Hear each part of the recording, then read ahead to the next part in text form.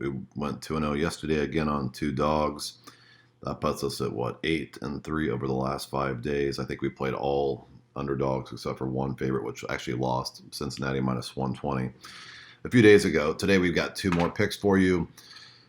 First pick, we have Cleveland at plus 124. Cleveland, the reason I like Cleveland, the Poisson model is a wash.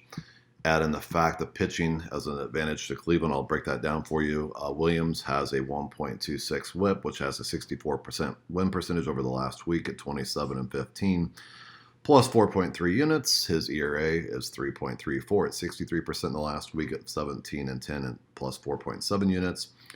Both 2/3 probability, basically. Then you go to Cobb. Cobb's got a 1.32 ERA, which drops him down to a 44% probability of winning, or based on the last weeks of data at 12-15, negative 3.4 units.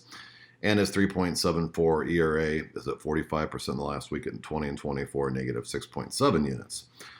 Take this a little bit further. I did have the splits earlier on Cleveland at 47%. I'm sorry, at 45%. I guess it's about 3% higher, but it's still the same range at 47% over the last week at 9-10, but negative 0.2 units, not even a full unit. Road dogs are at 39% for the last week. They were doing really well.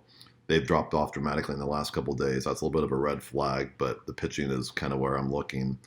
Road dogs at 39% are hitting 20 out of 20 and 31 at negative 3.1 units. Look at the home road records. Obviously, Cleveland at 32-40 is not very good compared to 41-30, so it gives the home field advantage to San Francisco. That gets offset by the fact that the predictive confidence has a 46-42 advantage on Cleveland. So I still think, based on the value of betting plus 124, you got to take the value bet.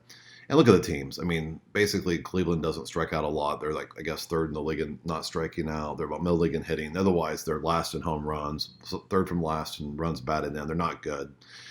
But at the same time, San Francisco is not much better. You can see their offensive pitch. So this really comes down to the fact you've got some pitching. I'm going to put 1 unit on Cleveland. I'm not going to go crazy on this one. The next game I have over here, I have San Diego at plus 136. That was actually 142 this morning when I put my bet in, but I was unfortunately not able to get my video out fast enough. The Poisson model has LA winning the Dodgers, but I don't see it. I'll tell you why. The last 10 games, San Diego at 5-5. Those teams are hitting 67% in the last week. Teams that are 4-6, like the Dodgers, are hitting 43%. That gives you advantage in the last 10 games. Then you go to the pitchers. Avila, his ERA is 1.35 at 44%. Not great, but his ERA at 2.19 is at 63%. So that's pretty good. But Stone, look at this guy. He's going to be doing his fourth start. His whip is 2.28, which is just terrible. That has a 34% win percentage, and that's because it should be higher than, or it should be lower than that. It's in a range that I didn't expect a whip to be that high. And his ERA over 10.5 is at 34% as well, which is just awful. Add the fact on the splits, I had him at 17% this morning. At 17%, the splits are now in a different range. I don't have the new number, but it's probably still the 30-40% win percentage, so it's not great. Road dogs, again, 39%. I said that before on Cleveland, so take that for what it's worth. San Diego's not a good away team, and LA is a really good home team, but when you got a pitcher over here that's just likely to blow up, and I hope he blows up. Let's get an easy win on this one. At plus 136, I'm putting 2 units on it. Do as you wish.